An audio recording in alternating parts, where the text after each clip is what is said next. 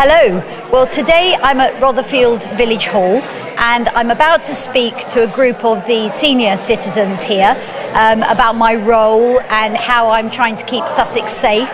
I'm sure I'll get lots of questions from them regarding probably burglary and staying out late at night. I dare say antisocial behaviour will also come up.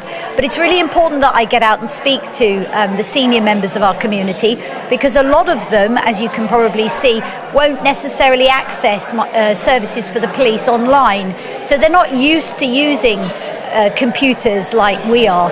And these public meetings are very, very important to them. I've also noticed that there's tea and cake on offer, so I'm hoping that I might get to stay around for a piece of cake afterwards as well.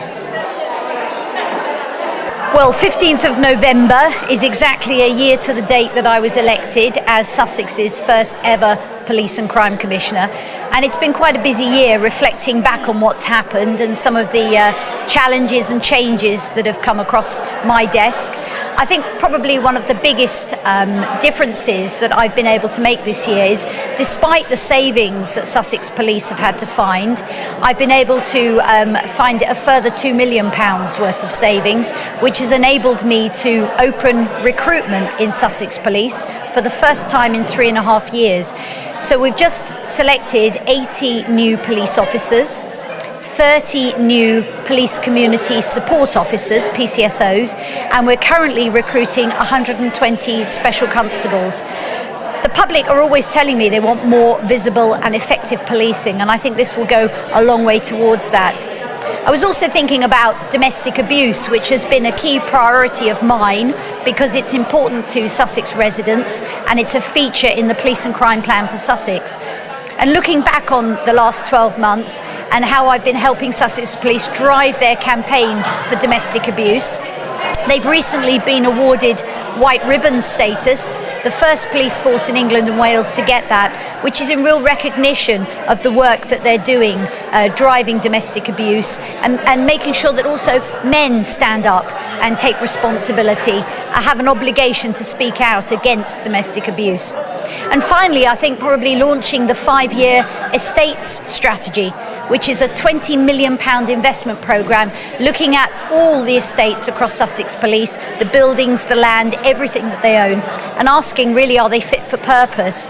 And looking at those areas where actually we don't need a police station anymore because we'd like to move it from outside the area back into the community, maybe share that space with the local council or maybe the fire and rescue services, so we can give a much, much better service to people in Sussex and put any savings back into frontline policing, because that's what it's all about. So what did we have before police and crime commissioners? Well, traditionally, policing would be set, priorities for policing were set by national government, so they'd be set by the Home Secretary, and they would be priorities for the whole of the country, effectively, policing on a national scale.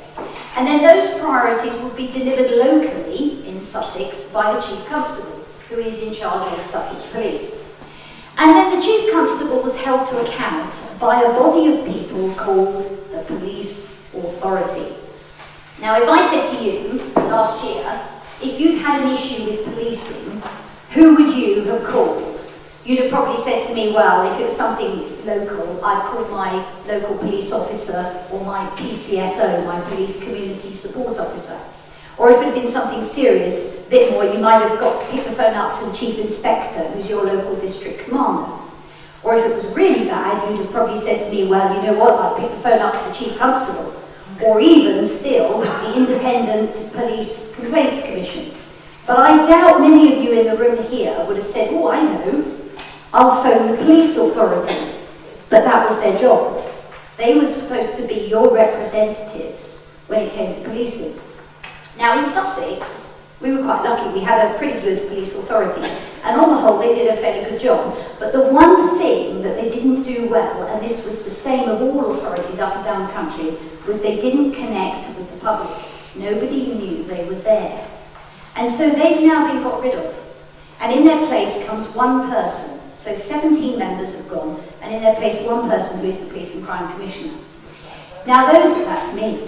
So those 70, see, my hearing's very good. And the other thing that's different with this role is whereas before priorities in policing were set by the government, they're now set by me, through you all. So when I first took office, I had less than 100 days to write a police and crime plan which set out a strategy for policing across Sussex. And I had to deliver the budget because I'm also in charge of the policing budget. Now the budget for police in Sussex is just over £250 million in a year. So, not too bad really, is it? Well, I hope you've enjoyed the update this month, and I look forward to you joining me again in a month's time. We're moving ever closer to Christmas. I can't believe it's been a whole year since I took office. It seemed to have gone so quickly. So many things have happened, but I'm really looking forward to the next 3 years ahead of me and to helping you and helping us keep Sussex a much safer place in which to live. Thank you.